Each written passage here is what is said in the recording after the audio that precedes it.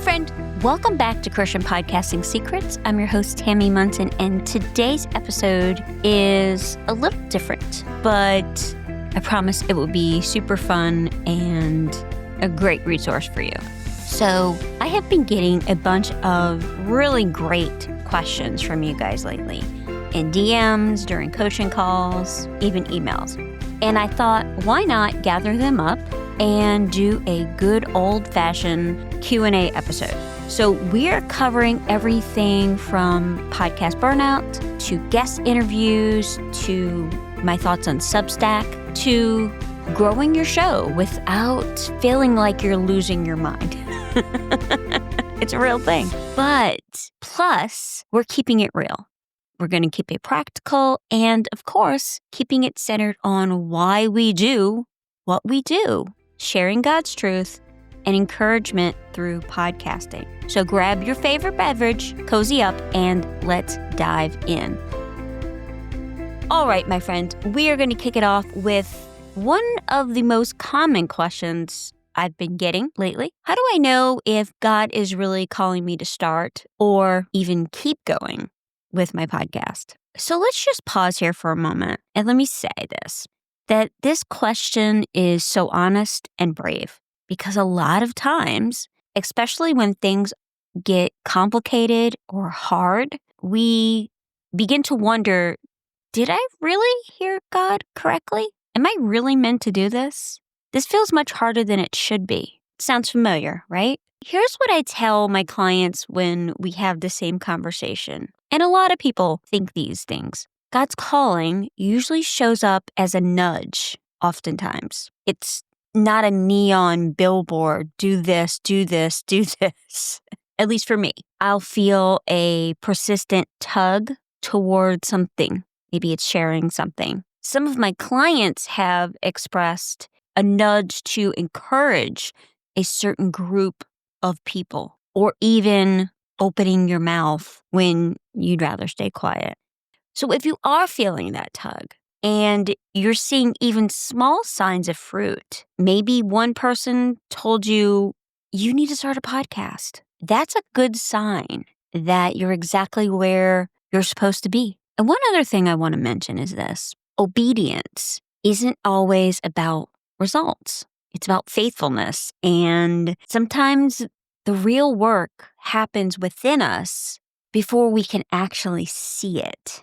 We're going to jump into a very popular question. I think I've got it in at least 3 coaching calls, several emails, several DMs, and it's about Substack.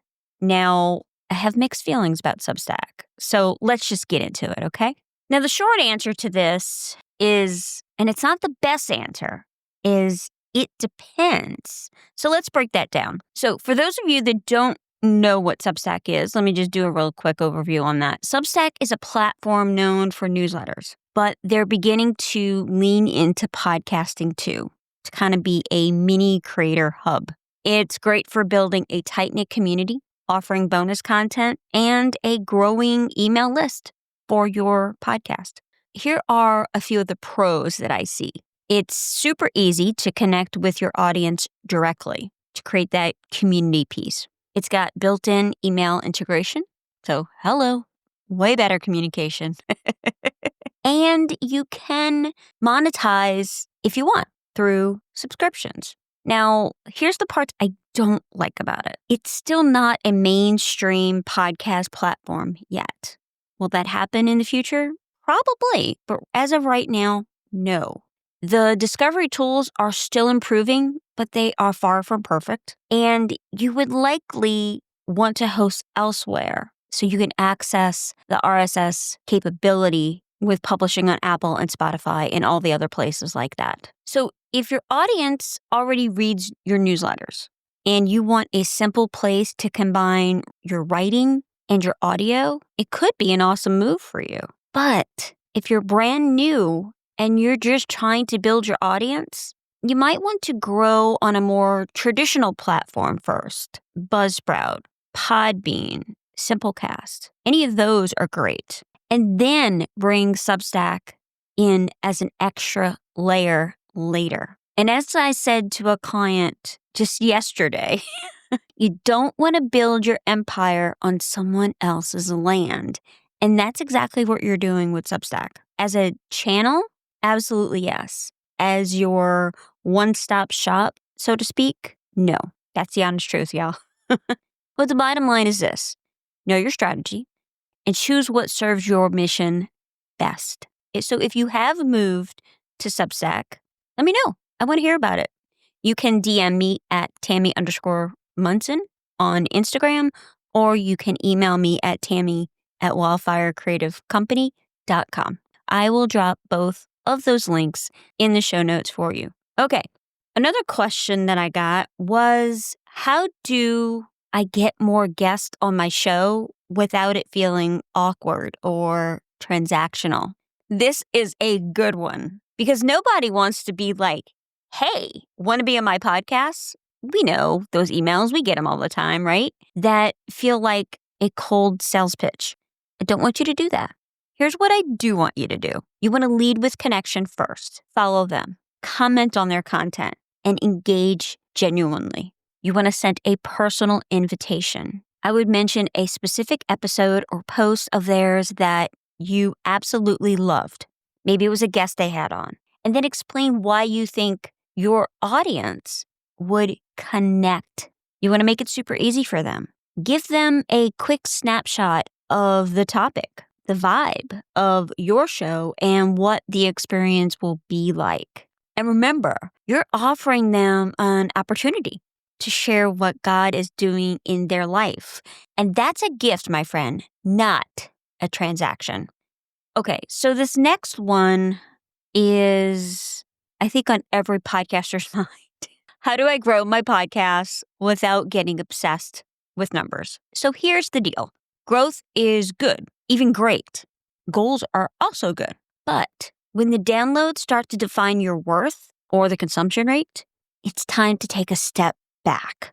So if you're in that season, here's what I want you to focus on first. Serve your listeners well, the ones you already have.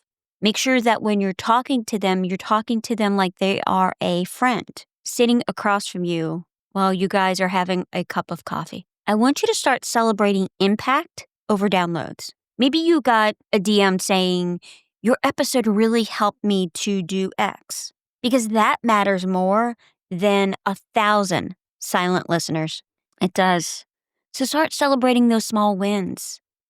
And finally, praying over your audience. Seriously. Pray for the hearts behind the headphones. And I guarantee it will shift everything. Because here's the facts. Consistency and heart, plus God's timing, is growth that not only matters, but is super impactful.